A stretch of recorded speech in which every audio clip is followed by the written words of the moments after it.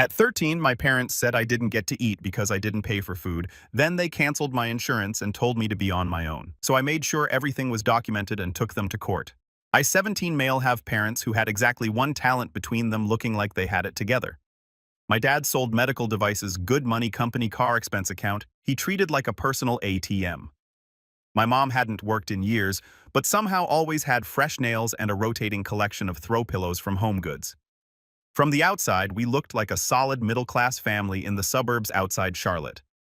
That whole thing cracked the week I turned 13. I came home from school needing supplies for a history project, poster board, markers, the usual stuff. My mom was on the couch scrolling her phone next to a pile of shopping bags from TJ Maxx. I asked if she could take me to Walmart, and she didn't even look up. Just said I was old enough to figure it out. Her and my dad had decided I needed to learn how the real world works. Then she hit me with this whole speech about how kids my age in other countries were supporting entire families and American children were soft because parents coddled them instead of building character. Within a month, they stopped buying me lunch money, then school supplies, then clothes. The message was always the same. I was spoiled. They weren't running a charity, and we weren't poor. My dad cleared 6 figures in a good year. They went out to eat 3-4 times a week. They had the money. They just decided I wasn't worth spending it on. So I adapted, picked up odd jobs, washed cars for $10, cleaned gutters for 20, figured out how to make ramen 6 different ways, and which gas station on Route 4 sold day-old sandwiches for $1 after 8 p.m. Bought my own shoes from the Goodwill on MLK Boulevard. Walking into 8th grade in scuffed-up clearance sneakers while your mom drives a leased Lexus does something to your brain that doesn't fully heal. I asked a teacher for an extra pen one day in October and she looked at me like I was pitiful.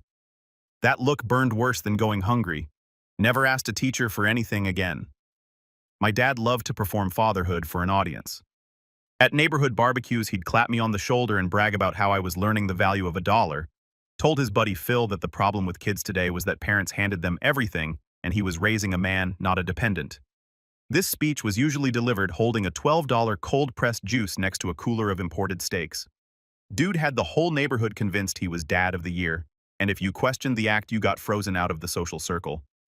The thing that really sealed it for me was Thanksgiving that year. They hosted. My mom spent $300 on a spread that could have fed 20 people turkey-glazed ham, 4 different pies. I know the exact amount because I saw the Costco receipt on the counter and memorized it.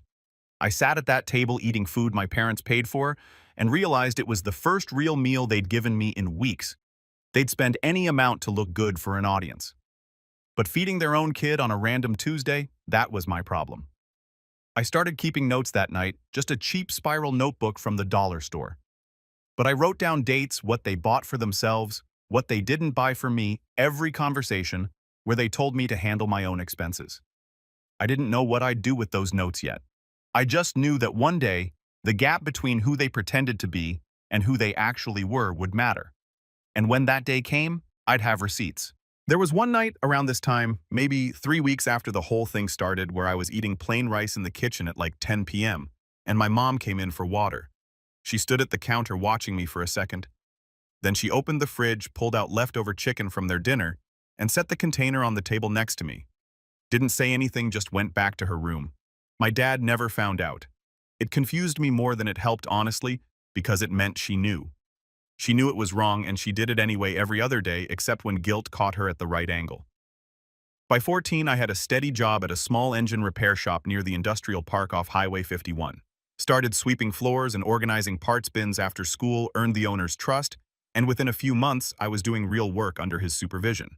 He didn't ask a lot of personal questions, but he noticed things. He noticed I showed up hungry most days and started keeping a box of granola bars and bottled water in the back room without making a thing of it. He noticed my clothes were getting smaller on me because I was growing and not replacing anything. Left a bag of his nephew's outgrown stuff on my workbench one day with no note. He paid me cash at first, then moved me to a real paycheck when I turned 15 and got my work permit. $12 an hour, 15 hours a week during school, more in summer. Wasn't a fortune, but it was mine, and I earned every dollar with grease under my fingernails. I kept every receipt. Every pay stub went into a folder I hid in the lining of my backpack. I opened a checking account at a credit union across town, not the bank my parents used using my school ID, and a copy of my birth certificate I'd found in a filing cabinet while my parents were out. The credit union had a youth account program that only needed valid ID and a $10 minimum deposit. The account was in my name only, set up direct deposit through the shop, and never mentioned any of it at home. My neighbor Vince became the other anchor in my life during this stretch. Retired electrical contractor, early 60s, former Army. He noticed I was leaving for work before dawn and coming home after dark. One Saturday, he walked over while I was fixing my bike chain and just set a grocery bag on the ground next to me. No speech. No pity face. Bread, deli meat, apples, protein bars. I almost lost it right there on the driveway, but I held it together because that's what I'd trained myself to do.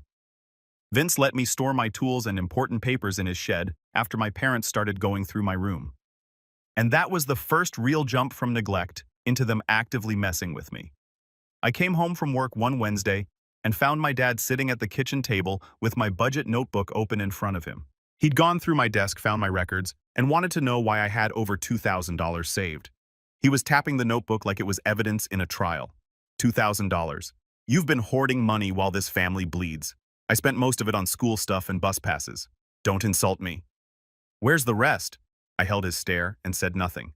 He couldn't prove anything because I'd already moved my real savings to the credit union. After that, every important document went to Vince's house. Yes, I had to trust a stranger because my family were that bad. In a fireproof lockbox he gave me from his own garage, my pay stubs, my budget records, screenshots of their spending pulled from the family Amazon account. Photos of their DoorDash order history piled up in the kitchen trash, while my shelf in the fridge held a half-empty jar of peanut butter and some American cheese slices going stale. I also started doing small electronics repairs on the side, fixing cracked phone screens and dead charging ports for kids at school. $10 for a screen swap, $15 for a charging port. Wasn't huge money, but it added up to another 100 or so a month that my parents knew nothing about. Every dollar went into the credit union account. School was its own grind. My grades slipped hard because I was running on fumes. I'd work until 9, come home, do homework until midnight, then drag myself out of bed at 6. Failed a math test for the first time in my life, then failed another one. My shop teacher, former Navy guy, noticed I was falling asleep in class and pulled me aside. You lost 8 pounds since September. I can see it in your face. What's going on at home? I gave him a partial version. He didn't push for the rest.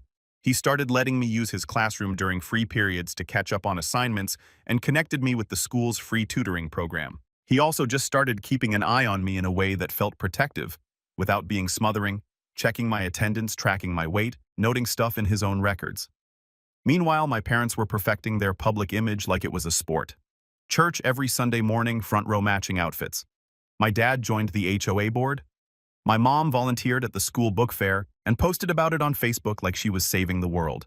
They looked like parents of the year from the outside, while I ate rice and hot sauce for dinner 3 nights a week. I made a mistake around this time that actually cost me. Left my phone unlocked on the kitchen counter while I was in the bathroom, and my mom saw a text from my boss about my upcoming work schedule. It mentioned my hourly rate and estimated monthly earnings. She told my dad that night. They sat me down at the kitchen table and told me that since I was earning adult money, I needed to start acting like an adult member of the household. They wanted $400 a month. I was 15 years old. My dad had typed up an actual document on his laptop, printed it on white computer paper with a header that said, Household Contribution Agreement in bold. $400 a month plus a share of utilities. Effective immediately, signature line at the bottom with a date field. He held it out with a ballpoint pen like this was a normal business deal and not a grown man trying to shake down his own kid. But here's the part that actually hurt. Because my mom had seen the text, she also told him about the side work, the electronics repairs, which meant kids at school found out I'd been exposed, and a few of them stopped bringing me their phones. Lost maybe half that side income overnight, not because of anything I did wrong, but because a 15-year-old's phone repair business doesn't survive when people think your parents might show up asking questions. That stung. I did the math on the rent demand while they watched me. Between the shop and what was left of my side work, I cleared maybe $600 on a good month after taxes. $400 in rent, plus utilities would leave me less than $150 for food, clothes, school supplies, and everything else my parents had stopped covering years ago. It just wasn't possible. I told them I needed a few days to think about it. My dad slammed the pen down. A few days. Real men don't need a few days to help their own family. My mom's voice cracked on cue. We gave you everything and you can't even do this one thing. You just remodeled the bathroom, I said. Rainfall shower head, new tile. You're not struggling. That shut them up long enough for me to get to my room and lock the door. I called my boss that evening. He listened without interrupting, which was his way. And when I finished, he went quiet for a second. Kid, you need someone with a law degree, not a wrench. That one sentence changed everything. Next day after school, I went to the public library downtown and used their computer to search for legal aid in the county. Called 3 numbers and got voicemail automated menus and 1 disconnected line. The 4th one connected me to a receptionist who said minors couldn't request services without a parent or guardian present and hung up before I could explain. I almost quit right there, but I went back the next day, called the same number, asked for a supervisor, got transferred twice, sat on hold for 40 minutes, and eventually reached a woman at the county legal assistance office. She was sharp, direct, and clearly buried under a caseload that could fill a warehouse. She asked specific questions: how old I was, what state we lived in, what my parents provided versus what they didn't. When I described the rent contract, her tone shifted. She explained the basics. Parents in North Carolina have a legal obligation to provide food, shelter, clothing, and medical care until 18. They can't charge rent to a 15-year-old. She told me to keep documenting, and she'd draft a formal letter laying out their legal obligation. She also told me straight up she had dozens of active cases and couldn't be my personal attorney. There'd be stretches where she wouldn't be available. I needed to be realistic about that. The letter arrived by certified mail 4 days later. I wasn't home when it came, but I knew the second I walked through the front door because the air in the house felt different.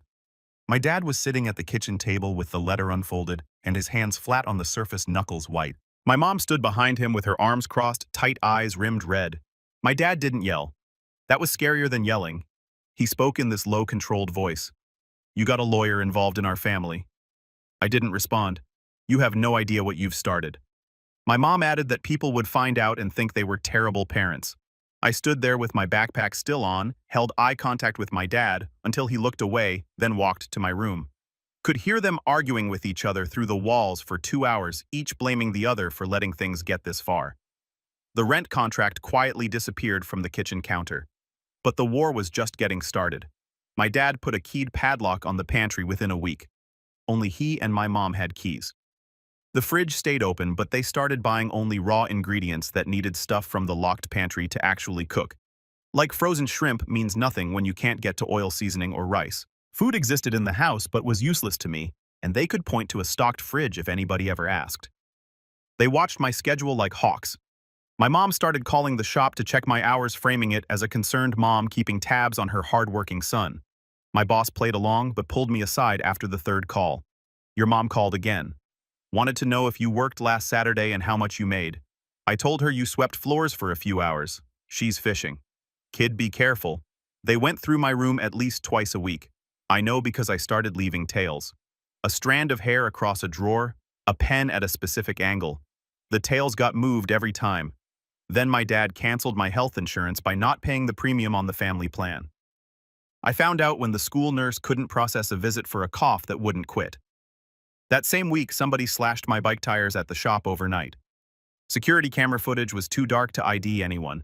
Replacing those tires cost me $60 I needed for food. I tried calling my legal aid contact about the insurance, got her voicemail 3 days straight. On day 4, I finally reached her. She'd been in court all week on another case. She sent a letter, and my parents put the insurance back within 9 days. But those 3 days of radio silence when I needed help, that almost broke me. First time I really understood that nobody was coming to save me on a schedule that worked for my life. Vince drove me to the shop every morning for 2 weeks while my bike was down. But Vince had his own stuff going on.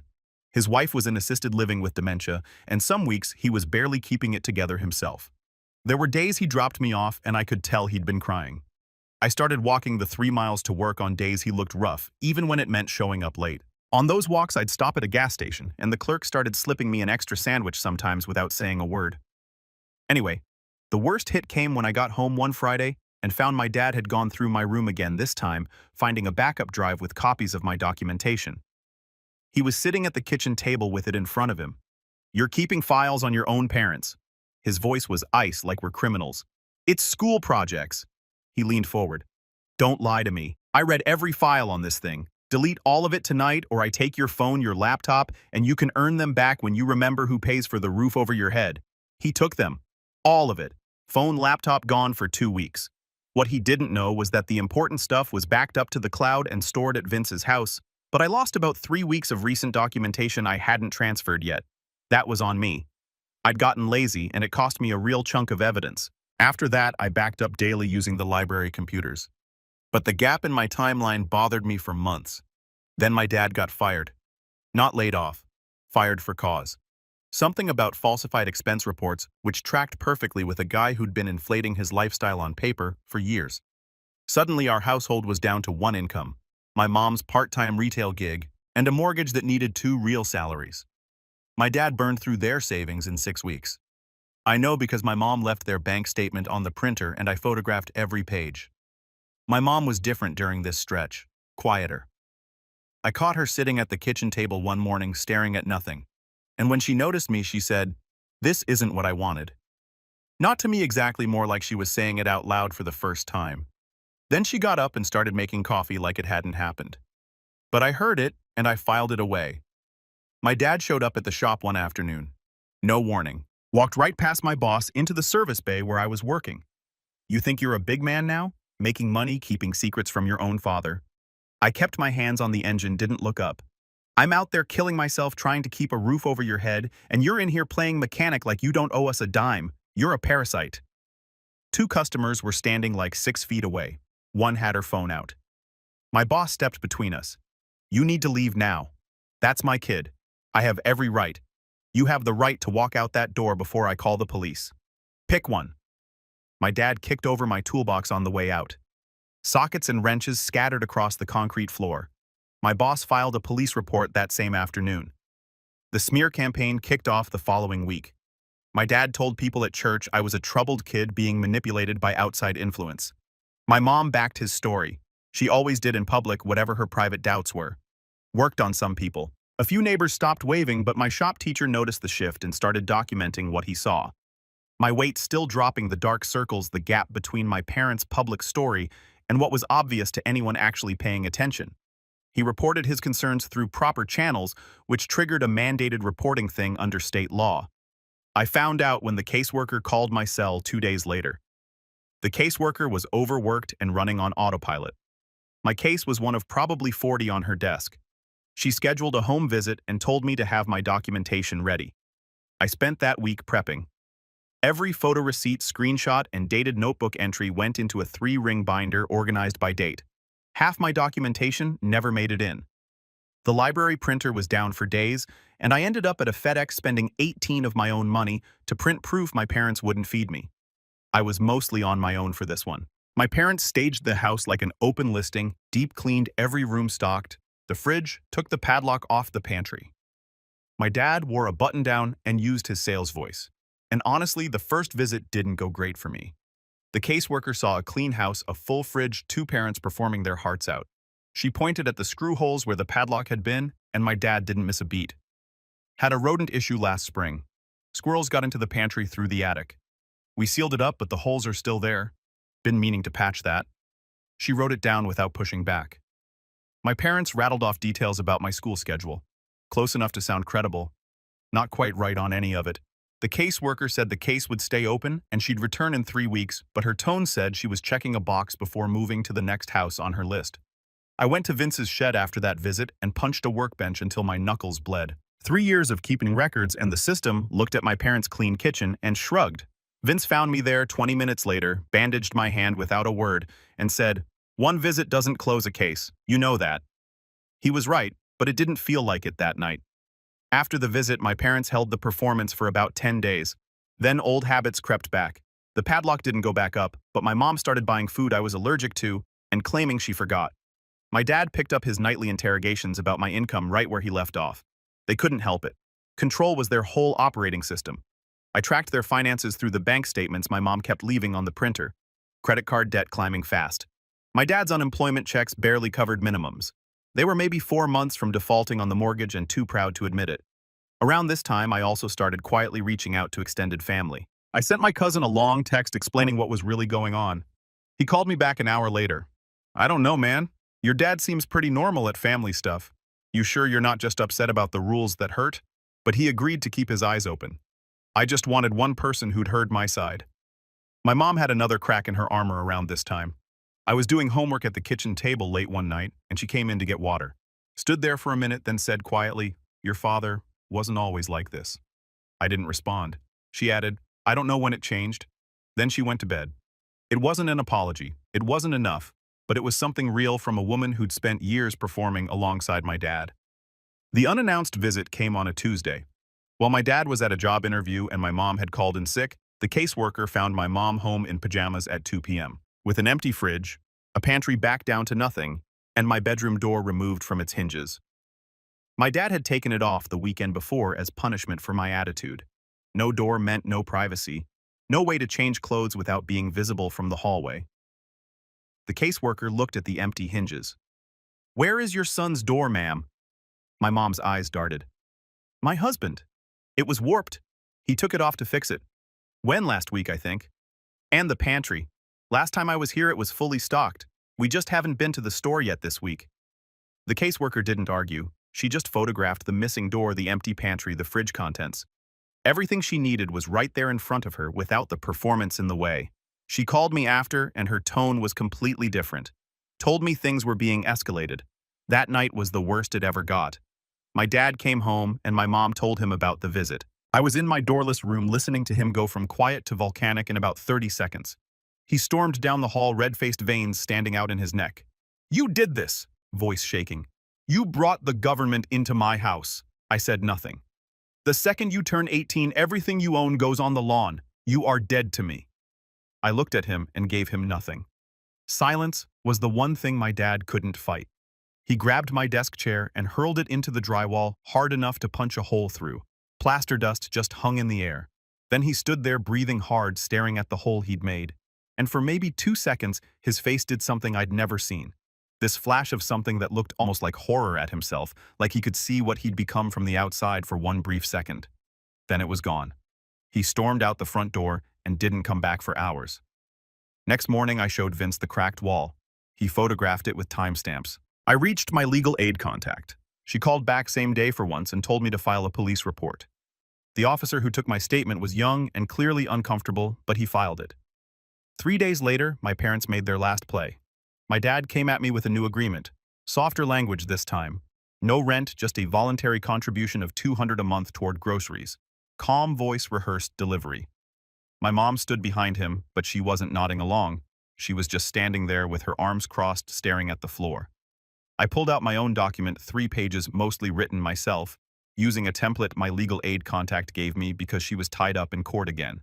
It laid out every documented incident from the past 3 years. Food deprivation, padlocked pantry insurance cancellation, workplace harassment, property destruction. It said they provide all legally required support without conditions. My income stays untouched, and any violation gets reported immediately. My dad read the first page, and his face went through like 6 different expressions. My mom started crying, not the performance crying, the real kind where your hands shake and your breathing breaks apart. My dad refused to sign, pushed the document back across the table. I'd rather lose the house than let my own kid dictate terms to me. My mom stared at him, and this is where all those small cracks, the leftover chicken at midnight, the "this isn't what I wanted," the "your father wasn't always like this," finally split wide open. Her voice was flat, dead steady. "Sign it. You're taking his side now. I'm taking the side where I don't lose everything because you can't stop." She paused. "I've been going along with this for 3 years and look where we are." Sign the paper. Kitchen went silent. My dad looked at her like he was seeing someone he didn't recognize. Then he picked up the pen. They both signed. I photographed every page and sent copies to my legal aid contact and Vince before my parents even left the kitchen. Then I went to my room and sat on my bed staring at the hole my dad had punched in the wall. Plaster dust was still on the carpet. I hadn't cleaned it up because I wanted it there. Evidence you could touch. The wall was real. The hole was real. And the document they just signed was the most real thing in that house. People think revenge is a moment. A door slam, a mic drop, one devastating sentence. Nah, real revenge is a system. Months of patience that turns someone's own behavior into the weapon that takes them apart. My parents signed that agreement in December. By March, I had 3 months of documented compliance and 3 months of cracks showing because they couldn't change who they were. Control and image management were hardwired into them. My dad's job search went nowhere. His old employer had flagged his termination as for cause, and medical device sales is a small world. He ended up taking a night shift warehouse gig at a third of his old salary. The caseworker's monthly visits continued. Grocery receipts required, insurance verification required, school progress reports required. The nuclear part happened in April. My dad broke the terms through small deniable moves. He rerouted household bills to a P.O. box so I couldn't track spending. Had my mom switched to the cheapest possible groceries so my food access technically met the agreement while the quality dropped to barely edible. And he launched a campaign to destroy my reputation with extended family. I found out from my cousin who called, sounding rattled. "Dude, your dad called my mom last night. He's telling everybody you're like having a breakdown or something. Said you've been making up stories about them to get attention." "What exactly did he say?" "That you got CPS involved over nothing and you're being manipulated by some neighbor. He called grandma too. She left you a voicemail." "Right? She had. My grandmother's voicemail said she was praying I'd get the help I needed. That voicemail broke something in me I didn't even know was still intact. He wasn't just neglecting me anymore. He was cutting every family connection I had as a preemptive strike against the truth. That was the line. I called my legal aid contact and told her I wanted to escalate to family court. She was honest. She couldn't represent me, but she connected me with a family law attorney who took pro bono cases through the County Bar Association. It took 2 weeks and 3 interviews before an attorney agreed to take my case. Longest 2 weeks of my life. The filing triggered an investigation that required my parents to hand over financial disclosures, parenting plans, and character references. When they listed church friends and HOA contacts as references, those people got phone calls from a court-appointed investigator. Suddenly, the private fiction they'd maintained for years was being looked at by somebody with subpoena power. My dad's references destroyed him. 3 of them independently mentioned that he'd called me mentally unstable. The investigator compared this with my school records. 0 disciplinary issues, improving grades, commendations from my shop teacher. The gap between my dad's story and reality was so wide, the investigator flagged it as evidence of deliberate manipulation. My mom tried damage control by cooperating, but made a critical error. During her interview, she brought up the rent contract on her own, calling it a misunderstanding. She didn't realize the investigator already had a copy. When confronted with the actual document demanding $400 a month from a 15-year-old, she admitted my dad wrote it, that she'd gone along with things she shouldn't have, and that things at home had been worse than anyone knew. That cracked their united front for good. The family court judge reviewed everything in June. All of it. The binder, the photos, the letters, the police reports, the CPS records, the investigators' findings. Judge ordered mandatory parenting classes for both of them, continued CPS monitoring for 12 months, and appointed a guardian ad litem to oversee my welfare. The judge also issued a formal finding that both parents had engaged in financial neglect of a minor child. That went on their permanent record with family services. My dad sat in that courtroom and listened to a judge call him a neglectful parent while a court reporter typed every word. My mom sat next to him with her hands in her lap. Neither of them looked at me. Their social circle dried up after that. Church friends crossed the street at the grocery store. The HOA removed my dad from the board. The mortgage became impossible on his reduced income. And by August, they'd listed the house selling at a loss to avoid foreclosure. The house they'd used as a prop for their perfect family act went to a young couple for $20,000 less than what they owed. They moved into a 2-bedroom apartment on the other side of town. But the moment that actually killed their reputation wasn't the court record. It was a Sunday in July at a neighborhood block party they hadn't been invited to, but showed up at anyway. My dad walked up to a group of dads around the grill and tried to act normal, cracking jokes, doing his same old show. Phil was there. Phil's wife had been interviewed during the investigation. Phil didn't say anything dramatic. He just kind of looked at my dad, then looked away and kept talking to someone else. My dad stood there for a few seconds with his hand half out for a handshake that nobody took. He laughed at something nobody had said, one of those forced laughs that makes everyone cringe. Then another neighbor said something like, "Hey, everything okay at home these days?" in this flat tone that made it clear he already knew the answer. My dad started saying something about privacy and family business, but he was talking to backs that had already turned. Nobody yelled, nobody made a speech. They just stopped including him like he'd already left. My mom tugged his arm after about 2 minutes of him standing on the edge of the group, trying to find an opening that didn't exist. And they walked back to the house. Sometimes the quietest rejection cuts deepest. My cousin eventually came around after the court findings reached the family. He told me a bunch of relatives had quietly apologized to each other for believing my dad's version. My grandmother never called me directly, but my cousin said she stopped talking to my dad entirely. The final confrontation came in September. I was 16. Got accepted into a dual enrollment program at the community college. My boss had given me more responsibility at the shop. Vince helped me open a savings account earmarked for college with over $4,000 in it. Most of it earned at the shop, some from the electronics work I'd rebuilt after the initial hit. My shop teacher wrote me a recommendation letter. I was at the kitchen table doing homework when my dad sat down across from me. He looked 10 years older than he was worn through. My mom stood in the doorway behind him. He cleared his throat like he'd practiced this. Things got out of hand on all sides. I think we can agree on that. I didn't look up from my textbook. Families go through rough patches, he said, but we stick together. That's what family means. I closed the textbook, looked him dead in the eyes. You stopped feeding me when I was 13. You locked the pantry. You tried to take my money. You showed up at my job screaming. You told the entire family I was crazy. I paused. That's not a rough patch. That's a choice. You made it every single day for 3 years. I'm trying to. I'm not done. I don't hate you. Hate takes energy I can't waste on you. But I will never trust you again. Every decision I make from here on out is designed so I never need a single thing from either of you ever again. That's not anger. That's just math. My dad stared at me. My mom wiped her eyes in the doorway. Neither one argued. There was nothing left to argue with. I went back to my homework. They went to the living room. I heard the TV click on low volume. Some reality show my mom liked. Normal sounds in a house that hadn't felt normal in 3 years. It was quiet that night. Not tense quiet. Not pretending quiet. The kind of quiet that settles after something's been broken all the way through and everybody knows it can't be fixed.